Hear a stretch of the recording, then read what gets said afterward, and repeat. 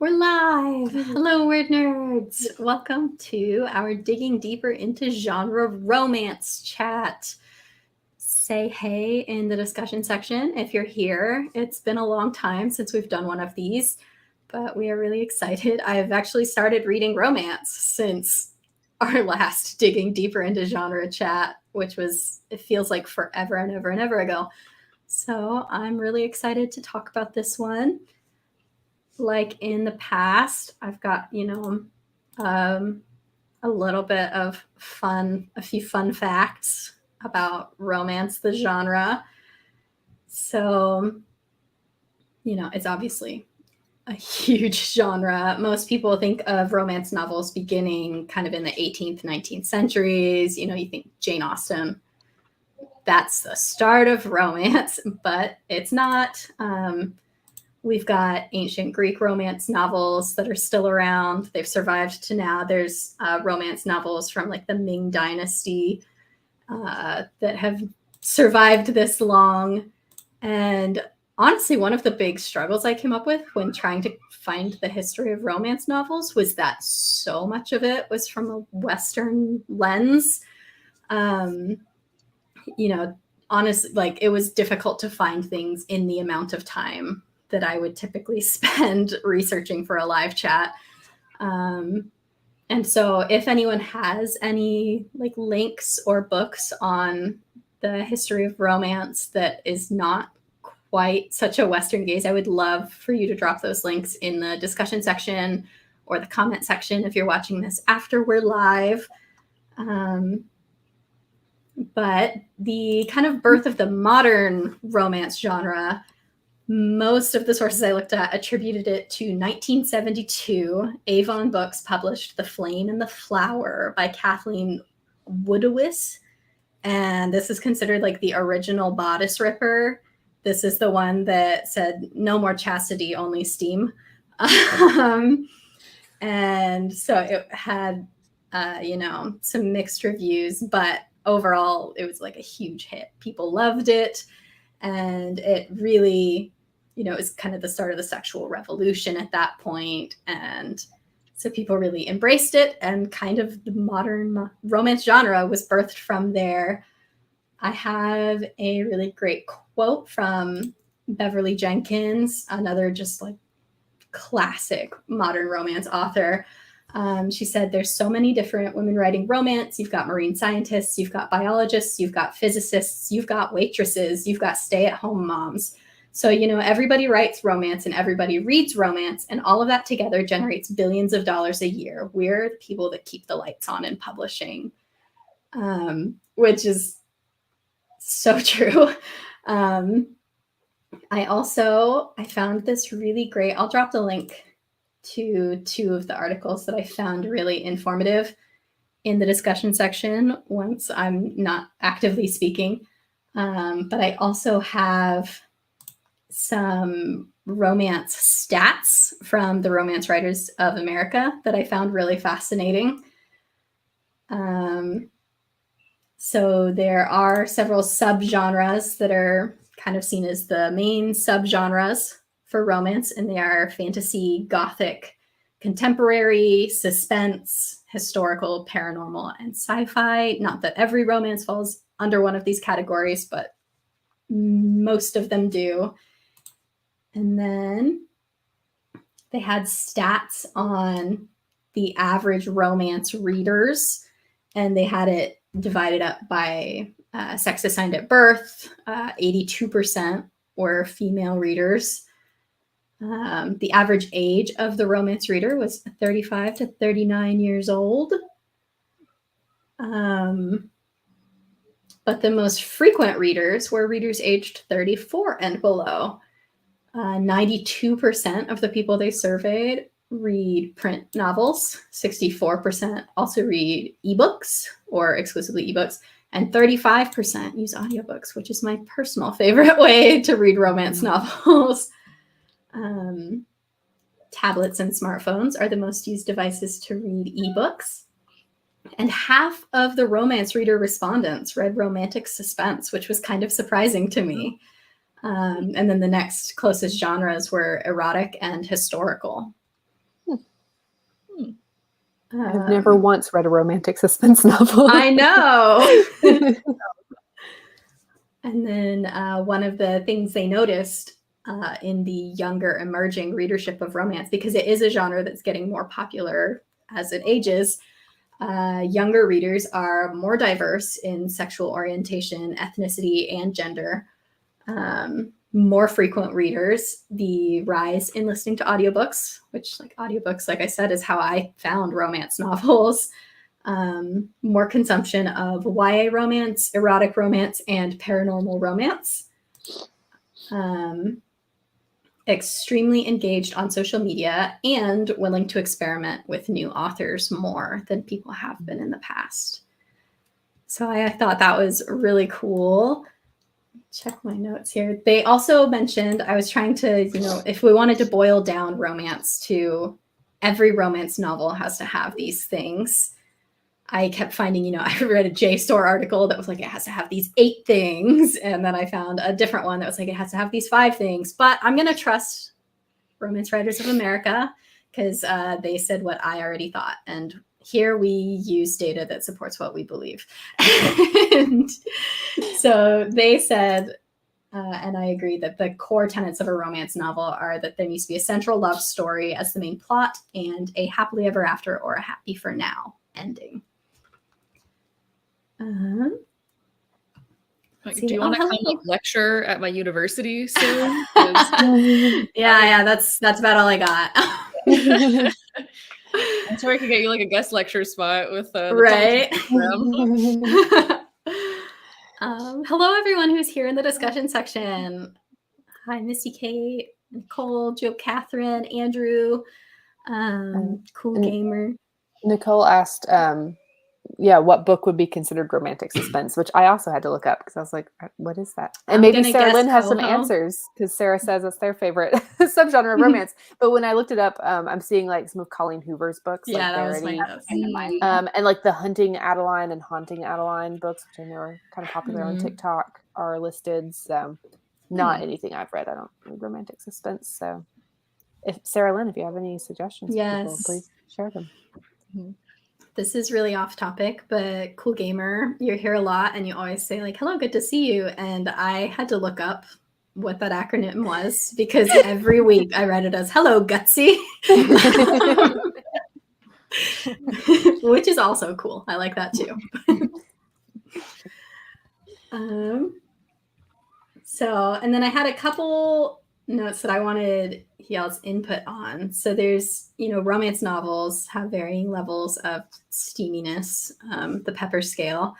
I was wondering where you all draw the line between a romance and an erotic romance. That is a great question. I think it would do with like how much emphasis is put on like physical sex versus like falling in love and like or like intimacy versus like physicality. Yeah. I think if there's like more physicality than intimacy, then it would be more erotica. I think it also has to do with the acts being performed. So like the more it gets into like kink territory, the more likely it is that it's erotica. Also maybe how long it is, like how long the book is. Because sometimes, and I'm a fairly new romance reader. I've just started reading romance maybe in the last year or so. And I've noticed that like some authors write books that are like 80% of the book is the characters getting down. And then like 20% of the book's like, oh yeah, other stuff's supposed to happen. Suddenly their boss fires them and then they move in together in the end. And it's like, so it's like that ratio, I guess. Yeah.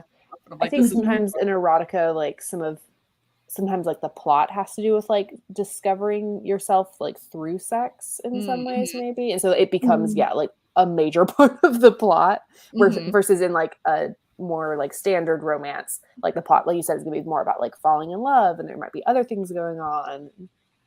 Yeah. Oh, Joe Catherine says it well. Does the romance support the erotica or does the erotica support the romance? Yes. Yeah. I had a question in a similar vein, because these were my I'm a little murky on these genres of romance, was how much comedy makes something a rom-com as opposed to just a romance.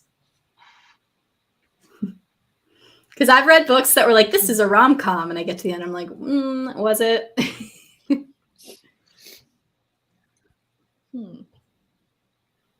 I'm gonna have to defer to the people who have been reading movies longer than I have. Thinking like movies and stuff of like, is the universe kind of out to get them in a funny way versus just do these people have senses of humor? I do like the fact of it being like the sense of humor of a character. Like for some reason, I know it's not like book related, but like New Girl comes to mind, and to where it's like each character had their own individual like quirks that fed into like the comedy of it. And the most recent books I read was the Brown Sisters series, which has like tons of snark. So I think like the snarky level is more rom-com, because that's kind of what I got out of it. At least Take a Hint, Danny Brown was definitely more like rom-com-esque. Yeah, I think. For sure. But yeah, I think it also has to do with like the situations the character finds themselves in, and like how comedic those situations are. The hijinks. Yeah. Or just like they're just like painfully awkward, like awkwardly funny. Yeah, one of the things I saw a lot of people talking about in like most romance novels have, it was like a clever, strong-willed heroine. And I was like, all my favorites are people who are clueless. They have no idea what's going on, and that is hilarious.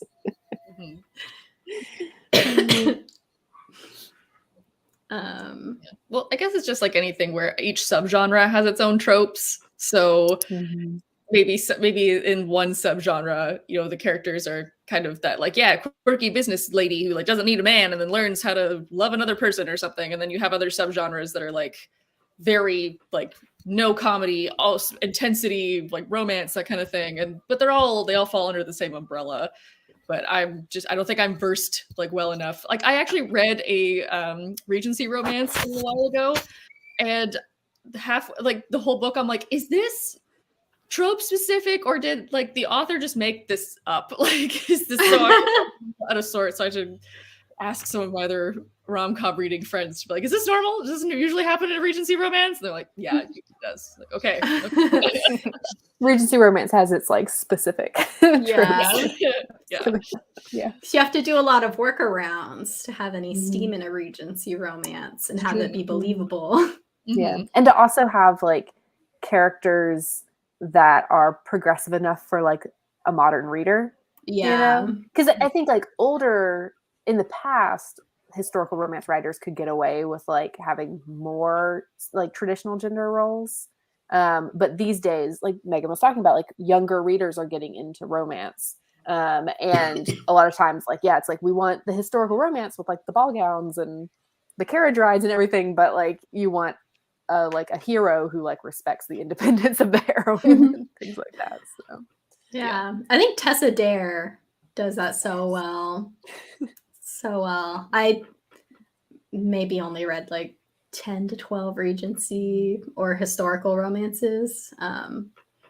But for me, Tessa Dare like perfectly walks that line. Yeah, I have read a lot of historical romances, especially Regency, and she's my favorite historical romance writer. I'll take notes, actually. Start taking notes. That way we can drop any titles that we mention. Well, I'm super interested in this new trend, I guess, of romantasy, which is like romance fantasy. And I'm like, perfect. This is where I thrive. I'm so excited. Like, yeah, because I mean, obviously, like romance subplots are a part of a lot of different genres, but I love a good mix of fantasy and romance. And I'm just ready for all of the cool, the dragons and the magic, and also the kissing. I'm like, it's going to be great. I think that's such an interesting subgenre because it's like one of the few subgenres where like there's two really similar things. There's like fantasy romance and romantic fantasy, and they are different. Very different. And like I don't really like fantasy romance that much, but I love romantic fantasy. Interesting. And it's just like whether the focus is more on fantasy or romance. Is it a romance novel with fantasy, or is it a fantasy novel with a heavy emphasis on romance? Good point. Yeah. I also like the very small subset, but hopefully is getting bigger, of the fantasy rom-com. Oh, Just, yeah. I'm ready for more, lowbrow fantasy. Just give me people who have no clue what's going on, and I'm gonna think it's hilarious every time. They'll be like, who could see what's coming as we're about to head toward this castle on a rainy night? Surely there's multiple beds here.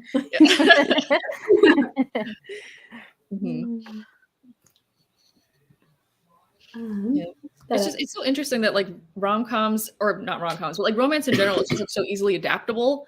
And that's what's really fun about it, because you can put it in any genre. And sometimes I think maybe that like muddies it a little bit, because it's like what type of story are you reading, or like how far are you going to actually world build to support the story, or is you just focusing on the romance or that kind of thing. But for the most part, like it's so easy to start writing romance because like everyone kind of knows there's like certain plot beats you have to hit, so it gives you structure. So there's just a lot you can do with it. And I'm kind of excited now, because in the last, like, romance is now evolving to a point where it's like more exciting, I guess, also for a younger generation. So it's really great to be like, it's getting more diverse. We're trying out new situations. We're like starting a new subgenre. And so that is what I am excited about, instead of kind of the older, more like traditional Nora Roberts of the 2000s, or like all of the Harlequin romance novels. Like, they had their time, and they're obviously important for what the genre is now, but I'm excited for what's happening right now. For sure. I think there's also, too, that really troubling thing where sometimes the publishing machine will be like, here's a romance novel for you. And it's not a romance novel. It's got a sad ending or something. And so you read it and then you're like, what the hell? Like, why did you tell me this was romance? I feel like I hear that about a very specific author a lot. I bet we're all thinking of the same author. Not to get too spicy, but I'm like, there are some authors who write maybe some more questionable romances, and it makes me a little frustrated that the publishing is like, this is a romance, like a rom-com, ooh, so sexy. And I'm like, maybe I don't know about that, actually. Like, this ends really sadly. Or maybe you're idolizing a guy who's like not really that good. It doesn't really matter how many abs he has, like he's still kind of a bad guy. But publishing's like, but romance, and you're like, questionable. So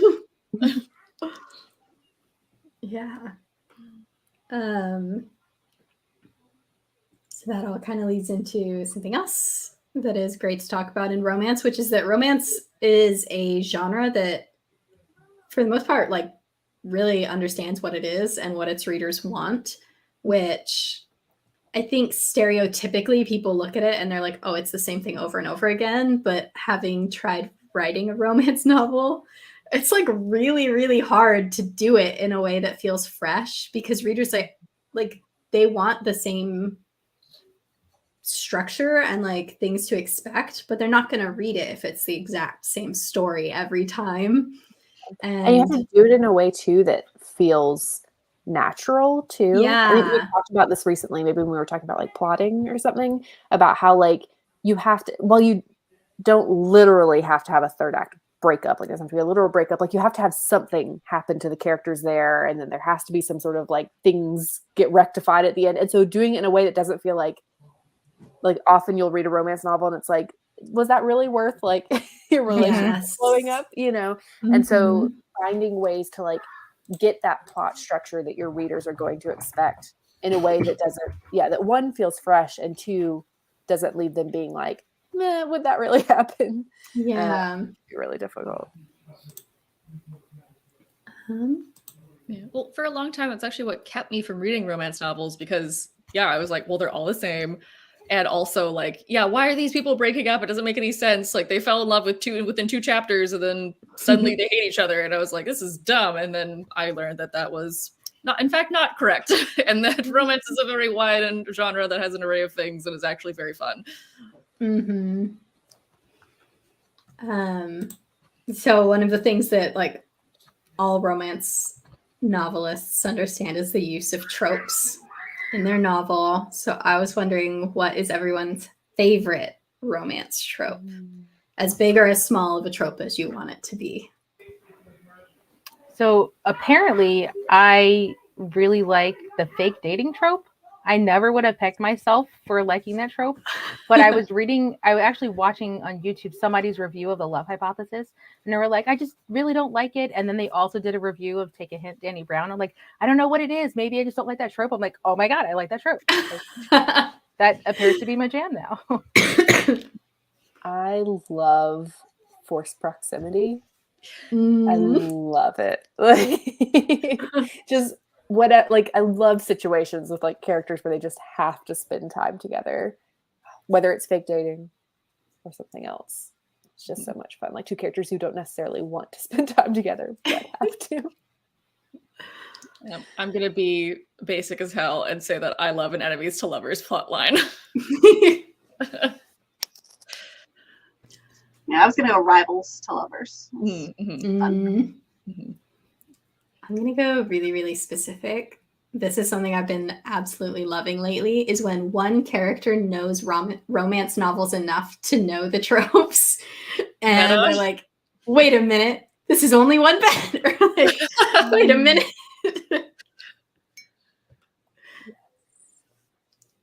We've got Sarah Lynn said fake dating / marriage, and Griswold said I really like friends to lovers. I do have a really soft spot for a well done friends to lovers.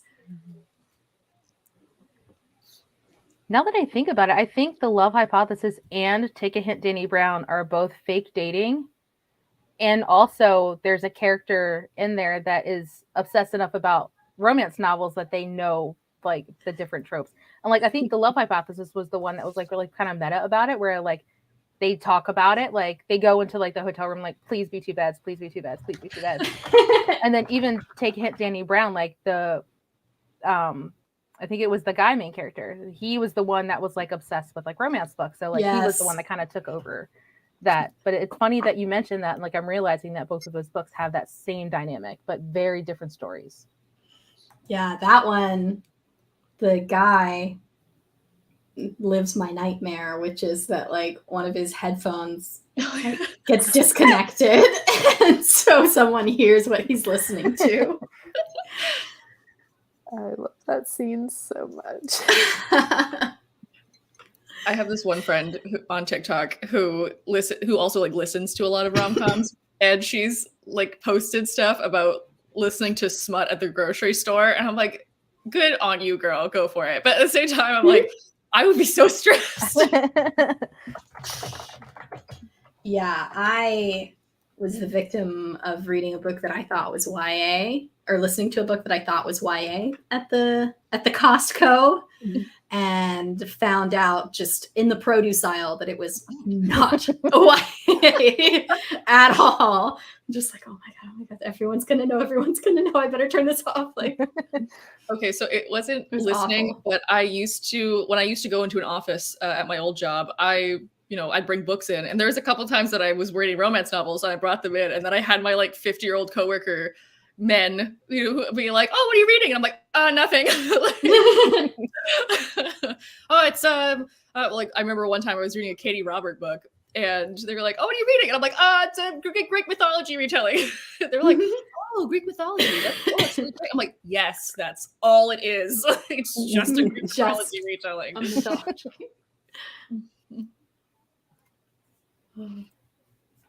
So that's the favorite tropes. What's your least favorite trope? Bully romances. Don't be mean to me. I will cry. I'm not going to find that hot. I think my least favorite's I overheard something and now I'm going to be really mad and I'm going to break up. But it's like if you would have just like stood there for 1 second longer, it would have made sense. Like I Yes. wasn't kissing my cousin, I was hugging them because I haven't seen them in forever. It's like, why? I don't know. Like if you're gonna be Yeah. nosy, see it through. Watch the whole thing. Right. Yeah. And I think like unless Communication. the author like clears it up immediately, it's just like poor writing. Mhm. You know, like because I have seen instances where like someone like sees something and they like get upset and then like immediately after the other person's like, no, this is what was going on, and like things are cleared up, you know, but maybe it like reveals that there's insecurity in the relationship or something, you know. But like when it gets like drawn out, like they won't let the person explain. It's like, come on. Yeah. Mhm. Mine's So, yeah, surprise pregnancy. I hate Pregnancy that in the tropes, book. yeah. Yeah. I I don't literally think I've have come like, into that yet.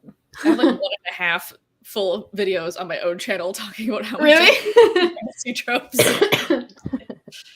No, bad. Just Put You, it like, on the I feel like back you- cover if it's gonna be there. I feel like you come actually across, like- use it in the story instead of Yeah. just as a surprise. Yeah. Mhm. It's like, I No. feel like pregnancy like makes more sense in like historical romances because you're like they don't have access to reliable birth control, you know, like so it like kind of Little makes sense reputation. there, but like yeah, in like contemporary romances Mhm. should probably be there a little bit less, maybe. I don't know. Yeah. But people love it. There are, you know, there's a People whole do love contingent of romance lovers who or romance readers who really like to see.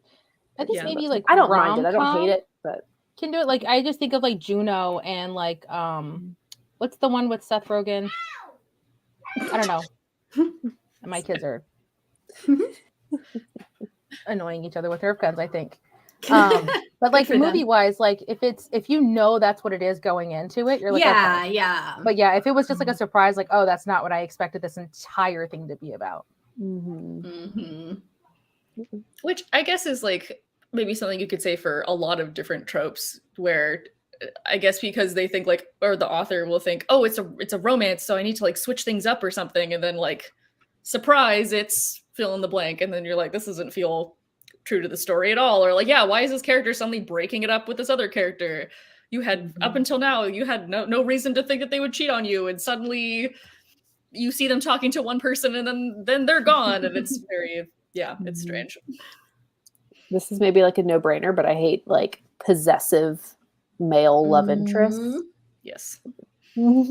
Yeah. And I know some people love it. You know, Tessa Mhm. Bailey is so popular for a reason. But Mhm. every Yeah. time I read one of those books, I'm like, Mhm. do people find Okay, this Sarah hot? said something, and I'm like, I'm gonna try and rein this in, but I'm like, she said the big age gaps, and I'm like, yes, because the Mhm. paranormal age gap has now like become a thing again, but like more people are being like, hey, maybe this is like a little bit creepy, and absolutely, Mhm.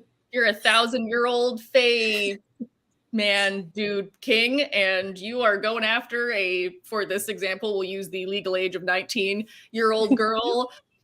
Why?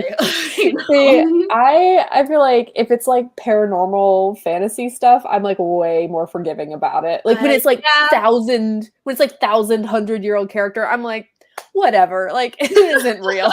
But like it's the real life, like contemporary stuff when it's like they're like 15 years apart. I'm like, this is kind of like icky. I can do it if they're older. Like if If the they're Oh, older. yeah, the yeah. youngest person is in their like mid to late 30s. Yeah, but like I've seen a lot of romance books where like the main character is 21 and the love interest dude is like 50. I'm like, he is old enough to be your father. Like that is no. Some people are into it, not for me. Teacher student romance. I don't like it. Yeah, I no. don't like it. And I guess also like disclaimer, whatever, for everybody here. Like if you like stuff that we don't like, who cares? Yeah. Having opinions makes the world go round. If you love student teacher romances, good for you. But I'm like, it's not for me. Yeah. Like all of romance, like there really is something for everyone, for better or worse. Yeah. And Mhm. everyone has one thing that they're like, well, I get that that's problematic, but it's fine for me because I know it's problematic and I still like, you Y'all deserve know? a problematic fave. Yes. Nicole said paranormal romance with werewolves or aliens. I don't get it. No shame if you like it, but I'm just kind of like, I like how you specifically say werewolves and aliens. Are you okay with vampires and other paranormal creatures, not werewolves and aliens? The third element in that trifecta. So fun fact, is that the last couple of weeks I started reading this romance, like paranormal romance series on Kindle Unlimited. And it's like a companion series. So there's 6 books, and then like each book is written by a different author, but it's still kind of like one connecting thread that connects all of them. It was very fun. I was like, oh, it's gonna be like a paranormal kind of like fun, whatever. I have read some things. I'm just like, you know what? I've come to the conclusion that I don't like monster romances, and that's okay. So I'm like, if you like that, that's awesome. But I'm like, I don't think it's for me. I can do a monster romance in a fantasy romance, but not a romantic, or no, in a romantic fantasy, but not a fantasy romance. Interesting. And the one where the romance is slightly smaller than the fantasy. Oh, and Griswold says they're 100% okay with vampires. Amazing. Support your preferences. Yes. Oh, Joe Catherine said, in romance specifically, I can't take any of the motorcycle or mafia style romances where each book is about a brother and they're all softened by love. They really are all softened by love. I don't like mafia romances, but actually one of my favorite vampire romance novel series is like literally has that, where it's like a group of guys, and then like each book is about each guy like finding their soulmate partner, whatever. So I don't mind those, but yeah, I don't know about like, oh, they're all so bad, and they're so ride motorcycles, and they all have tattoos, and they're so bad, and then the right woman.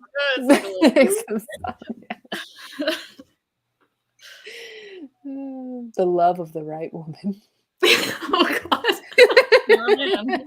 I hated that. Thank you. Well, also, I'm just thinking. Please do. It's also so interesting that like a lot of these are not 100%, but most of the time these are for straight romances.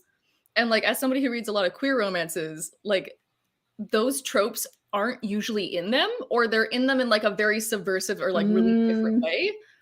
So like that's a whole other discussion of like how media translates to different groups of people and what groups of different people are writing them as. So I know like some people that read everything, and I read everything, but yeah, specifically tropes change across. Yeah, my tolerance for a bully is a lot higher in a sapphic romance.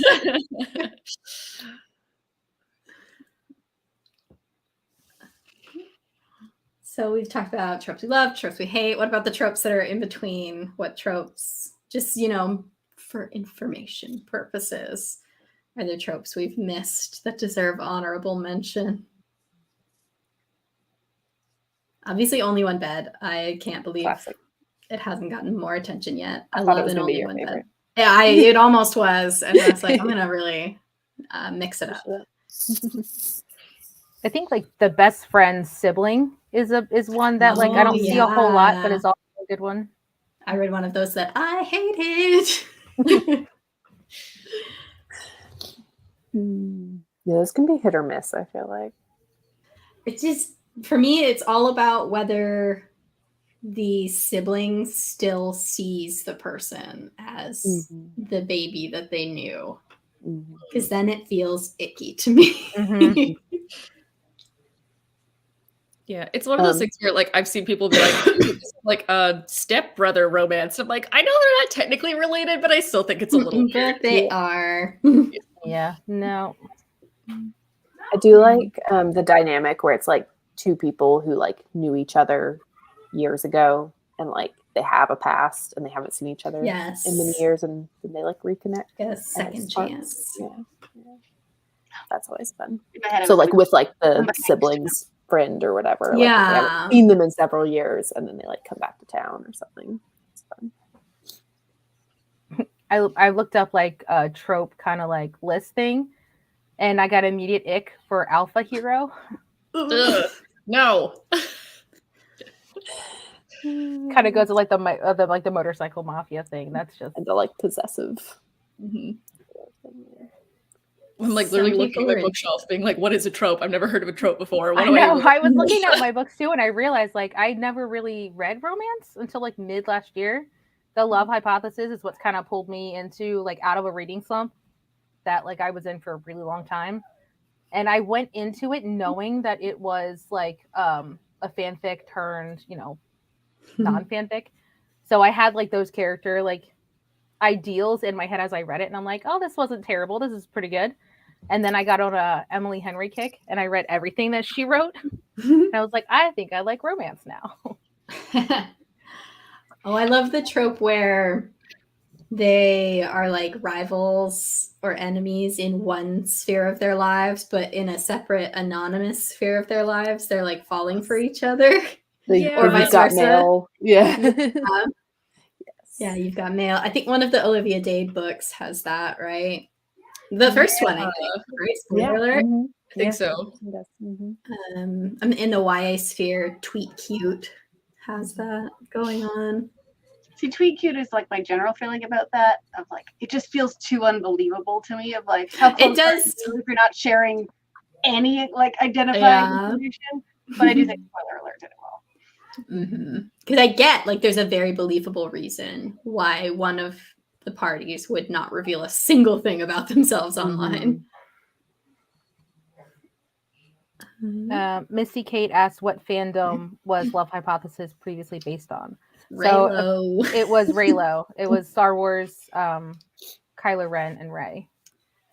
You can even see like they didn't even try to hide it with the cover art. They like exactly like them. They knew who their target audience. Yeah.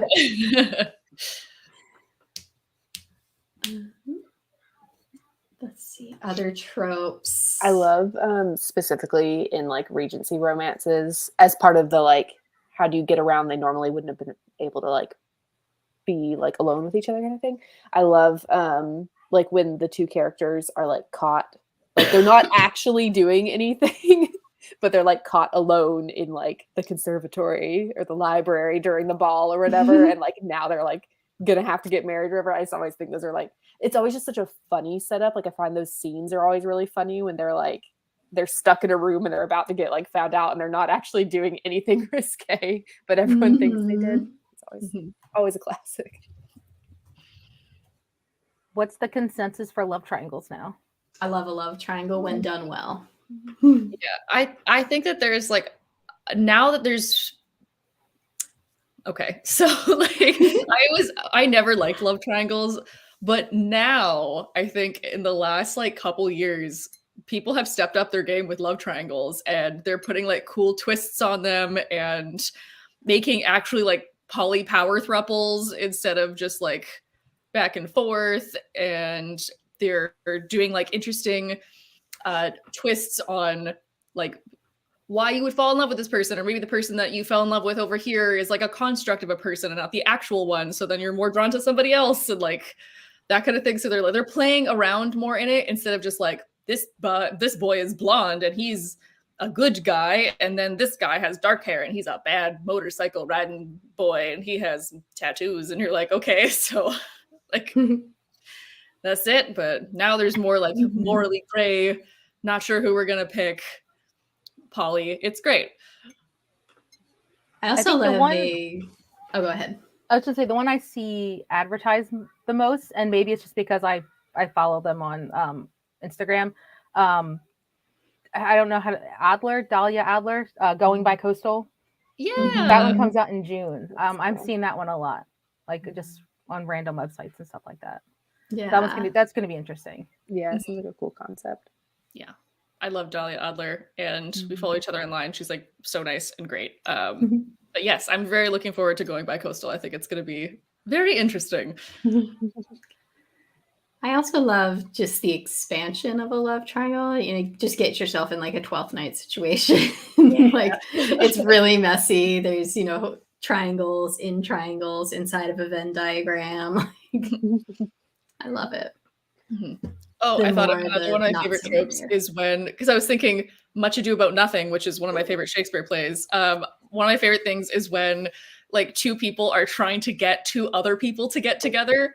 And they're like, Yes. oh, my brother and your cousin or something. And then as they're trying to make them fall in love, the two of them fall in love, and they like are trying to not show it. Or I love that kind of thing. I love that that Netflix movie that came out a few years ago about like the two like assistants who were trying to get their bosses to fall in love so that they'll like have easier jobs. Oh my god, I have to look that up. That sounds so cute. I'll find the title for you. It's great. I read a novel recently that was kind of like that. It was Weather Girl by Rachel and Solomon. Yeah. I loved so much. I loved everything about that book except for the third act breakup because I didn't think it was believable at all. But the rest of the book was like so cute, so charming, and they were trying to get their bosses who were divorced to fall back in love with each other. It was really, really cute. The setup. Yes. Thank you. Sarah knew. Sarah also said smile in love. Oh, that's so cute.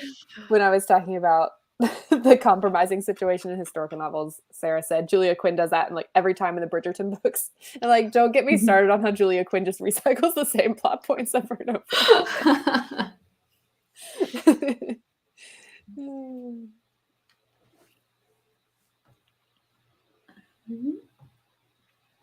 So we've been going about 40 minutes. Did anyone have any other tropes that you wanted to give honorable mention to? Let us know in the discussion section if there are any that you love that we didn't mention or any that you hate that we didn't mention. Sometimes tropes are fun to hate as well, especially in the romance genre where there's so many that it's like there's always going to be some you love. I don't think we touched on the billionaire trope either. That one's that's a hard sell for me. I know some people like that's all they read. They love the billionaire romances, but I don't know. Why not just millionaire? Why is happy billionaire? Yeah. Also, we all know that a lot of billionaires, like the Amazon dude and the Twitter guy, are like kind of bad people, and I don't think I want to romanticize that. That's where the hard sell is for me, because it's like, how did you become a billionaire? How'd you do it and not, give away all your fortune? Can you really be that good of a person? You could have lived comfortably as a millionaire. Yeah. But if it's a millionaire, I can maybe get on board. Yeah. I find it so funny that like the one thing about billionaire romances that I find hilarious is usually the timelines, because a lot of billionaire romances, the guys are like, I don't know, like early to mid 30s, I feel like, or like late 20s, early to mid 30s, because they still have to be like young and hot and built because they go to the gym all the time. But I always find it hilarious that like, oh, they've been head of this company for like 15 years. I'm like, so they inherited this company when they were 14 and then turned it into $1 billion company by the time they were out of high school. Who let this kid in here? Like, I just find that ridiculous. Oh, I do love when the main character is someone who's like in Delilah Green Doesn't Care, how she has to go back to her town that she hates. I do love that. I read another, it was like a winter one that did that. What was it called? Sorry, while you look for that, Misty Kate said that she went over to look at the Love Hypothesis on Amazon, and apparently Jedi is in the description. Someone was doing their SEO over at Amazon. Yeah. Oh, it was In the Event of Love by Courtney Kay. It had like very Schitt's Creek vibes. And so the event planner has to go back to the small town that she hates. And the first thing that she does is crash into the sign of the first girl she ever like fell for. So little old town, little second chance. It was great. I did see Sarah Lynn has mentioned if you write romance or want to try for the first time, romancing the beat is great for structure. Highly recommend. I have the beats printed out right here that I just keep by my desk. Really fantastic. I second Sarah Lynn's recommendation. And that leads us into, I want to know your favorite romance novels or author, if you can't pick just one, of all time. we're going to do all time. And then also after we all do all time, we can do in the last 12 months. So, you know, a more recent and maybe one that you just always find yourself thinking about or going back to. I think I would have to say Delilah Green Doesn't Care. I'm sorry if I'm stealing that one from you, but no, I do love that one. I have Yeah, that on that's hold at the definitely my library. recent favorites. What was that, Kelly? Those are definitely my recent favorites. Delilah Green and Astrid Parker. Those are. I thought Astrid was really well done. That was have to keep the relationship quiet that I found believable. Was Astrid Parker doesn't care. Not doesn't care. Astrid Parker doesn't fail. And that's the same series, right? Yep. Mm-hmm. The third one comes out in November. I'm so excited. Yes. Okay, maybe I need to wait for November then. Oh, okay. They're companion novels, so you Okay. like, That's a great Kind of thing like the about Brown romance Sisters. books. I do like how that's set up. How it's like you don't need to read the first one to read the second one, but it helps. yeah. As long as you're I willing read to them out of accept that order. everyone in this friend group is going to fall in love at some point. You haven't really spoiled anything. Yeah. Mine is the Brown Sisters trilogy. I reread them every year. I think they're so funny and so charming. I haven't read Eve Brown yet. I'm working on that one. I love Eve. I love all of them. So Eve far, might be my favorite. Danny's my favorite. Like I liked Chloe, but I liked Danny's snark. I really like her character. Yeah, I like the third act breakup a lot in Chloe. I find it like a very believable third act breakup. Yeah. I think in contemporary romance, for me, it's the Brown Sisters trilogy, and in historical, it's Tessa Dare's Girl Meets Duke series. I think that's my favorite of her series. I really liked the Wallflower Wager That's in that one. Yeah, that's my favorite of all her books. Yes. I would say because I'm so new to like actual like romance for the sake of romance, I really dove like headfirst into Emily Henry. So I think I read almost everything that she has. She has one more coming out soon. Yeah, Do you have a favorite? And I had Des was my Secret Santa. She got me Love on the Brain. I haven't started this one yet though. That's Allie Hazelwood. And Griswold said, I think about the soulmate equation by Christina Lauren all the time. Please build this app, someone, anyone. Yes. That was such a fun book, I thought. Andrew said red, white, and royal blue. I don't care if I'm basic. It's good. Emmy said One Last Stop. And I really, not many books can make me laugh out loud and then also just openly weep. And that one did. So. And then favorite romance novel you've read in the last year. My Goodreads pulled up so I can. Are we doing the last year like from last April to now, or like from January to April? I was thinking the last 12 months because we all read a lot of genres, and so it's not necessarily all romance. I'm like probably Astrid Parker. So what I've read the last year. That's probably my favorite. Same for me. I don't think I've read a ton of romance specific in the last year. Yeah, I haven't read much that's like blown me away in the last 12 months. Scroll through. I think for me it would be a tie between Take a Hint, Danny Brown, and Book Lovers. Book Lovers was so good. Oh my gosh. So good. I have a soft spot for Book Lovers because I also love like meta fiction about like writers or librarians or what have you.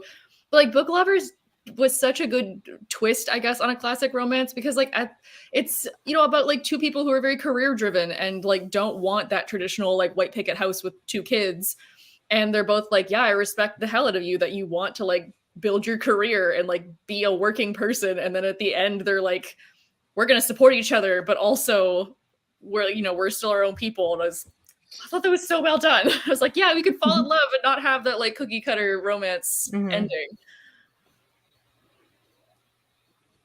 I found mine. I think my most well-liked in the last 12 months was Kiss Her Once for Me by Alison Cochrane. I got on a really big like winter holiday romance read over the holiday season. But this one, it was fake dating, and it felt like a really good reason to be fake dating.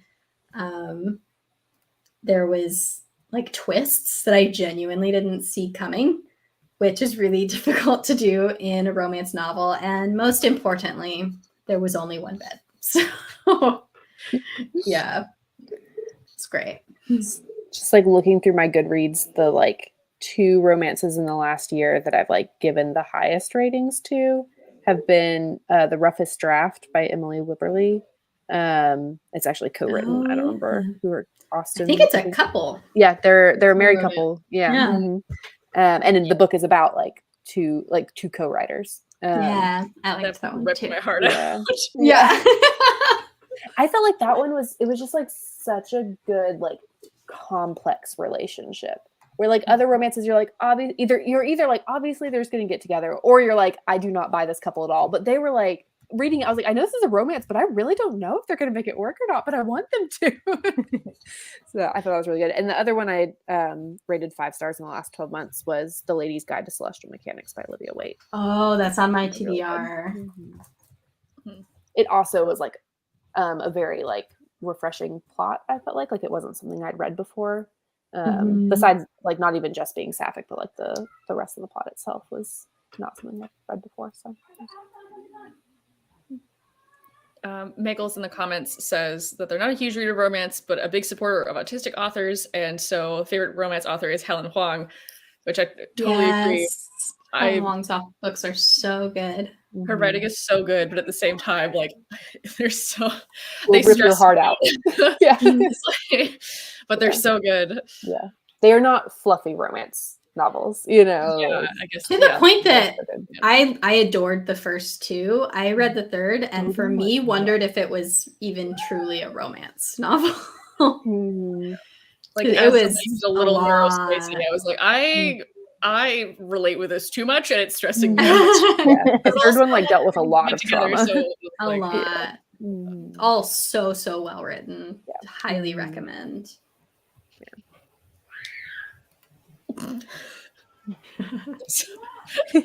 So screech from the background. What to say? Did you guys hear that? I hear Nerf guns. That's all I know that's going on.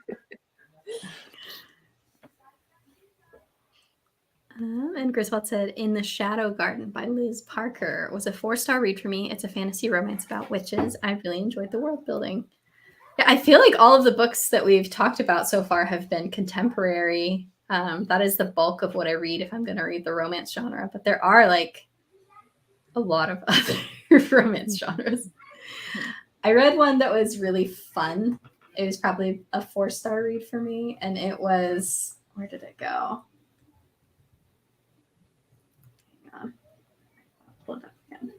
That Time I Got Drunk and Saved a Demon by Kimberly Lemming. That keeps getting recommended to me on like Scribd. I thought it was so fun. Yeah. I thought it was really funny. I also just like, they were talking about monster romance earlier, but just for like the like ridiculousness of it, like I love Ice Planet Barbarians. Like it's just ridiculous, but like just captivating enough that like you can't put it down. Yeah. I will say, read The Time I Got Drunk and Saved a Demon at a time when you're in the mood for a book that has a lot of spicy scenes. That's definitely not one to read if you're like not feeling that type of content. But I'm really excited this year. I'm hoping to read the next book, which is That Time I Got Drunk and Heated a Love Potion at a Werewolf. I want to know this person's life. Right? I'm not sure how much my current read is going to be like romance as to like the paranormal aspect to it, but I just started like 2 days ago The Very Secret Society of Irregular Witches. I don't remember where I found it, but it looks really, really good. I have one mutual on TikTok who like exclusively reads like witchy paranormal historical books, and she's been recommending that one for like months. So I'm assuming you're gonna like it. It had similar vibes to that one we really liked with the like magical orphans. House in the Cerulean Sea. That's the one. Reminded me of that.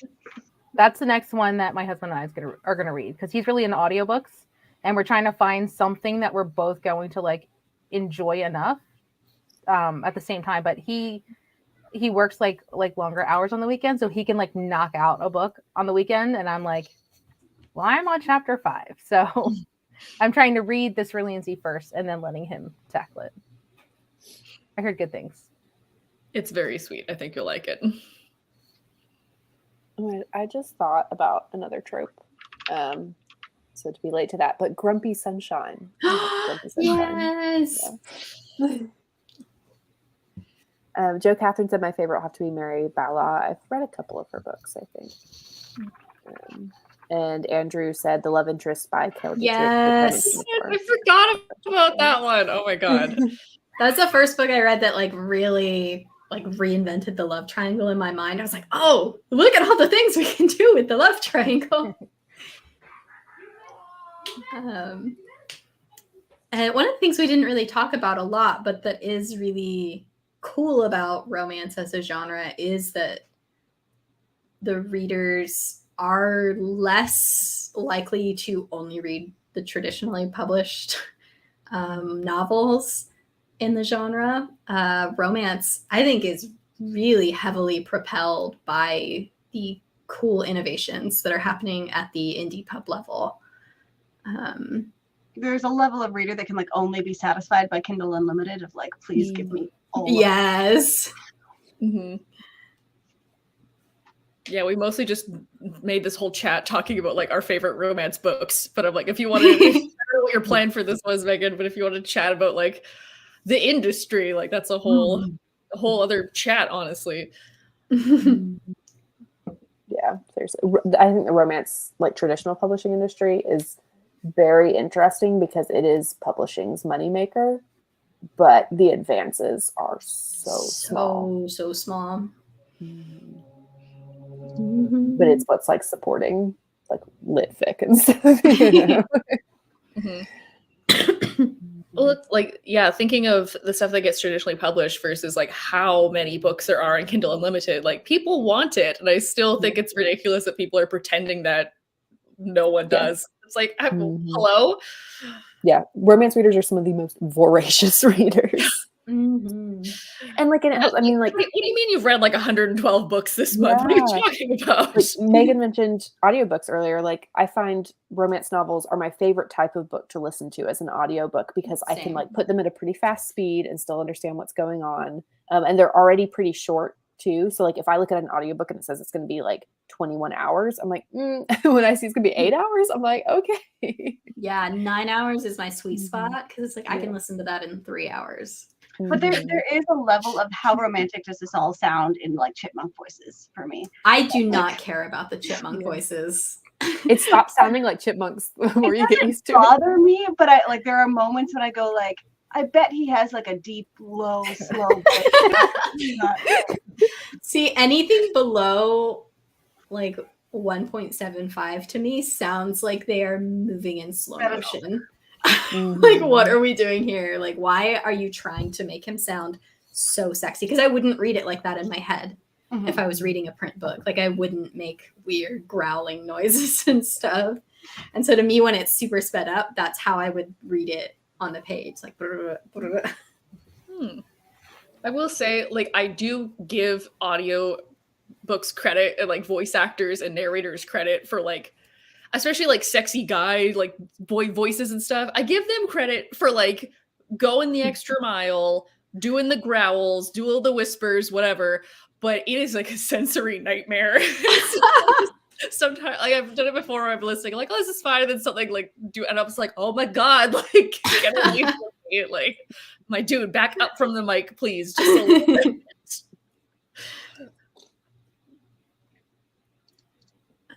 Yeah, Joe Catherine says female narrators are always so breathy. I have listened to enough romance audiobooks now that I have started to recognize their voices. I'm like, oh, Emily's back. Like, I'm glad she's still got work. Cool. This reminds me, Do you guys have you found that you prefer 2 POVs or 1 POV? Oh, I like Probably 2 2. when it's done well. Yeah. Like there's some people who just like absolutely won't read 1 POV, or they absolutely won't read third person or whatever. Like people who have that much of a preference. I'll read any point of view or whatever, but I love getting like both sides of the couple. What can you think of for 1 POV? I don't think I've read many. Like it's not. The Jen DeLuca series is 1 POV. The Ren Fair ones. I'm That's pretty the big sure one. Emily Henry is 1 POV. Like pretty much everything. Yeah. Helen Yes. Wong does both, I think. Yeah, Helen Wong does 2 POV. Let me look at my Goodreads again. I think like a lot of the most popular ones these days are doing 2, but there's still a lot of authors who only do 1. Yeah, I think there's, pros and cons to each. I like that in 1 POV, I find a character's cluelessness a little more believable. Sometimes in 2 POV, I'm like, you should see one of you should see what's going on. I think Danny Brown almost hit that for me. I'm like, you can't both be that, like, not noticing that you're both clearly into each other. Even before the fake dating happened. Like, that did get, like, towards the end, I was like, oh my gosh, you have to know by now.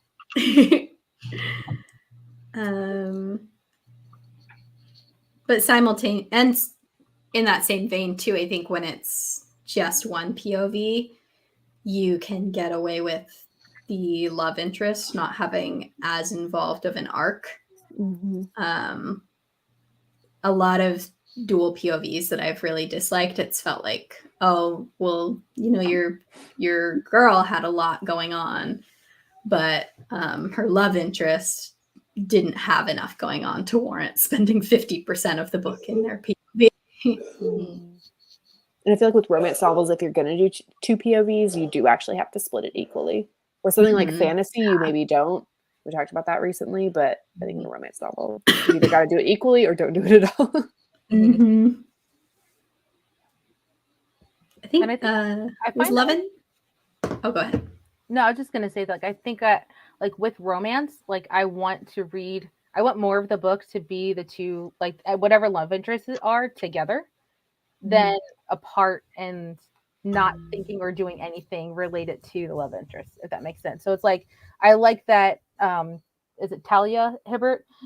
She does the dual POV, but like anytime you're in the head of one of the characters, it's like, there's not a whole lot of time before they start like doing something mundane and then they start thinking about the other character, and it like kind of bleeds into like their day, because I feel like when it comes to romance, that's my focus. So if there's anything more going on, then I'm not paying attention to that as much. Love in the Time of Serial Killers is also 1 POV, and I enjoyed that one. I think that one was like a 3.5 star read for me, but I'm really excited for the author's next one. I think it's called like Hello from Cold World or something like that. Fantastic covers too, with love from Cold World.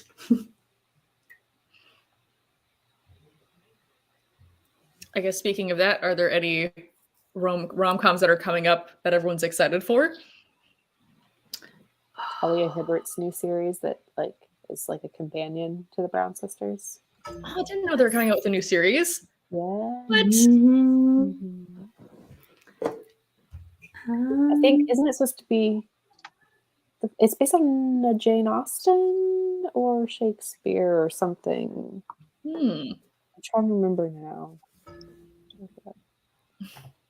But it's like one of those sisters from the town that Eve is in the third book. I definitely saw those characters. I'm like, you are the spin-off people. I can tell. Yeah. I can smell it. I know you're going to have your story. The title is cute though, like Highly Suspicious and Unfairly Cute. That's the YA. Like, YA I novel. love titles like that. Yeah, that one's a YA release, and I think it's already out, right? Yeah, that one's already that out. was January. Yeah, that one already came out. Interesting. Okay. It's the Skybriar series. It doesn't have a title yet. Yes. Mm-hmm. I'm realizing now, looking at a list of 2023 romance releases, that I read most of my romance by just whims. Mm-hmm. Like I open Scribd or I open my library and I'm like, what can I read right now? Yeah. Mm-hmm. Yeah, I don't, unless it's an author I already liked. I don't often have like an anticipated like future releasing romance. Yeah, so the Skybriar series is a trilogy of Austen-inspired rom-coms about the Montrose siblings. Nice. Oh, that reminds me. Nisha Sharma has a new. She did Dating Dr. Dill. She has a new one coming out that is a retelling of. Oh no! I think I'm like it's another Shakespeare play because Dating Dr. Dill was a retelling of Taming of the Shrew, and now she's a new one coming out that's another Shakespeare retelling, and I'm very excited for that one. But I can't remember the title right now. I'm so sorry. I'm excited to read The Neighbor Favor. It came out at the end of February, but I haven't been able to get a hold of it yet quickly. But that one was one that I saw the cover all over Twitter, and the description looks really cute. So I'm really excited for that one. I find a lot on whims and a lot that I just see romance Twitter posting about. I'm very impressionable when it comes to romance novels. You tell me it's good, I'm going to read it because I can read them so fast compared to other books. It looks like the new Emily Henry is coming out in April 25th, so not too long from now. It's called Happy Place, and it looks like it's a fake dating. A couple who broke up months ago make a pact to pretend to still be together for their annual week-long vacation with their best friends. See, I'm not a huge fan of second chance romances, but I'm like, okay, Emily Henry, I'm listening. Wasn't one of Emily Henry's other ones a second People We chance Meet on romance? Vacation? Yeah, People We Meet on Vacation was a second chance as well. Was it? I'm like, oh no, I don't no, think the so. one, They no, weren't. the They were just writers. best friends. They weren't really The one about like the two involved. writers. That was enemies to lovers kind of beach read. I really so think that it was one People was. We Meet on knew each other. Vacation. No, Because they had an incident. She was falling in love with him, but they never actually like got together. Yeah, They, I don't like, remember what the almost get main together like. though. Oh no, that was okay. They like I remember now. They like did, hooked up. Yeah, they hooked up and then never like talked to each other again. Yeah, I don't count that as second chance romance. Yeah, I do when it has half the book is reading their build up to that moment. that's true. Mm-hmm. And then them going to the same place. Like it just felt very like we're getting a do-over of the thing that we messed up the first time. I do feel like second chance romances where like they actually dated and broke up. I don't dislike it, but it does have to be done really well. It's one of those tropes where if it isn't done well, you end up with one of the two characters is just an asshole. Yeah. And you're like, no, you shouldn't get back together. Like there has to be good reason for why they did something to break up. There has to have been like significant change and like a good reason for them to get back together. It's so hard to get like all of those things just right. Yeah, one and of my keeping biggest disappointments in the last 12 months was a second chance romance where like I was like, no, you shouldn't get back together with this person. Because but like if it's right person, wrong time, but then like why haven't you already gotten back together before this kind of thing of like what's keeping you apart in the book, but still like you were good before is tricky. Also, Andrew mentions that he's excited for Fake Dates and Mooncakes by Shirley, which agreed. It looks so freaking cute. Is that a baking one? I love a baking romance. I do not remember. I only saw the title and went, yes, I remember seeing the cover of that book, but I don't remember what it's about. But I do remember being like, that looks cute. I'd like to read it. Definitely looks like a bakery on the cover. Excellent. A lot of bakery romances. I'm here for it. I've read it's being pitched as Heartstopper meets Crazy Rich Asians.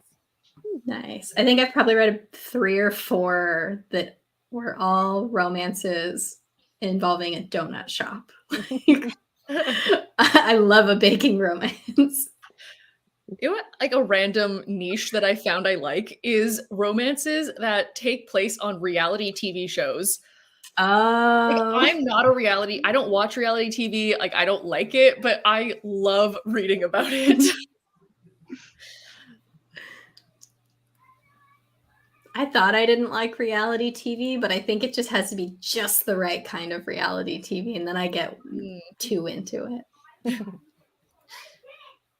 I don't know, I think it just stresses me out. So, like, I mean, I know I could just like pause it whenever I wanted to. Same thing, I was like, oh, I can put the book down whenever I want to, but I'm like, I don't know, something about like falling in love on a reality TV show, like on a reality cooking show or something. I'm like, ooh, tell me more.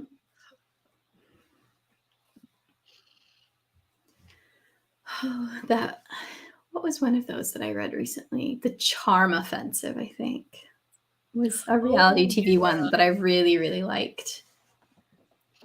Yeah, there's a YA one that I want to pick up that's called Never Getting Back Together, and it's like The Bachelor, but 2 of the contestants fall in love instead. It looks super cute. Yes. Yeah, that one's YA, so I'm excited.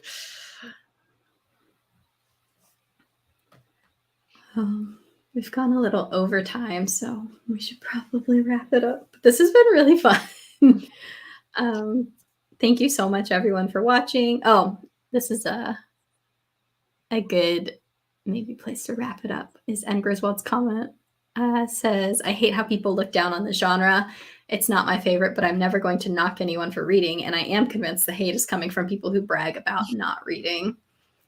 I mean, it's such a broad genre that, like, you're telling me there's not a single romance novel that you would like. I don't buy it, you know? Mm-hmm.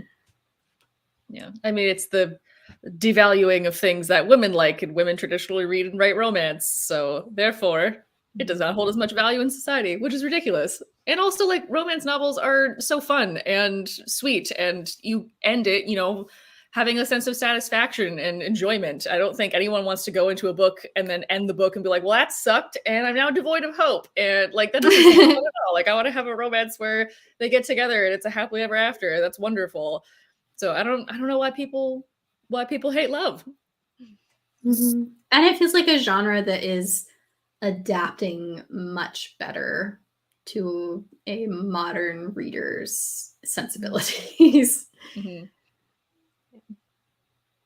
Not that others aren't. I just feel like I have an ocean of options to read in romance where I'm gonna, you know, not feel like, that was something.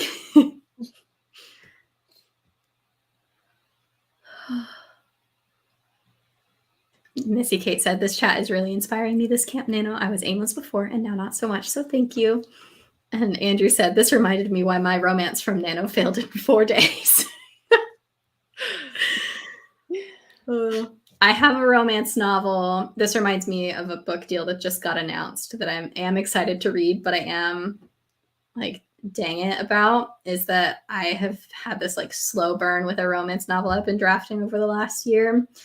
And it was called Plot Twist. And I just saw a book deal get announced for a book where one of the characters is an author called Plot Twist.